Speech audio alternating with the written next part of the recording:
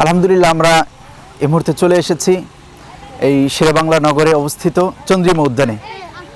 তো আমরা যেখানে এসেছি প্রথমেই আমরা ব্যাক সাইডে আসছি। তো এখানে সর্বপ্রথম মসজিদ আছে উত্তর দিকে, চন্দ্রিমা উদ্যানের উত্তর দিকে সুন্দর একটি সাজানো গোছানো মসজিদ। মসজিদের ঠিক দক্ষিণ দিকে এখানে হলো মরহুম শহীদ জিয়াউর রহমানের সমাধি এবং এর আরও কিছুটা দক্ষিণে সুন্দর একটি ঝুলন্ত সেতু আছে। এরপরেই হলো জাতীয় সংসদ ভবন। তো আমরা যেখানে এসেছি এই শহীদ জিয়াউর রহমানের যে সমাধি আমরা এখানে দেখতে পাচ্ছি সাদা মার্বেল পাথরে, ওনার এই সমাধি নিয়ে বিতর্ক আছে।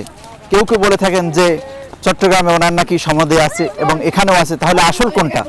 মূলত ওনার যখন ইন্তেকাল হয়, তিনি যখন মৃত্যুবরণ করেন, ওনার লাশ চিটাগাং থেকে এই ঢাকায় নিয়ে আসা হয়। এই চন্দ্রিমা উদ্যানে এখানে কবরস্থ করা হয়। পরে যখন ওনার ওয়াইফ তৎকালীন প্রধানমন্ত্রী খালেদা জিয়া উনি যখন প্রধানমন্ত্রিত্ব লাভ করেন, এরপরে এই চন্দ্রিমা উদ্যানের নাম রাখা হয় জিয়া উদ্যান। এরপরে আমাদের সাবেক প্রধানমন্ত্রী শেখ হাসিনা উনি যখন আসেন, এরপরে আবার এই জিয়া উদ্যানের নাম পরিবর্তন করে চন্দ্রিমা উদ্যান রাখেন। আমরা এখনই চলে যাব সেই সমাধিস্থলে।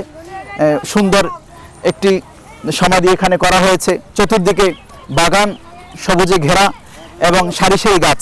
এই সুন্দর পরিবেশটা আমরা এখন দেখব। আমরা বন্ধ করো, অফ করো।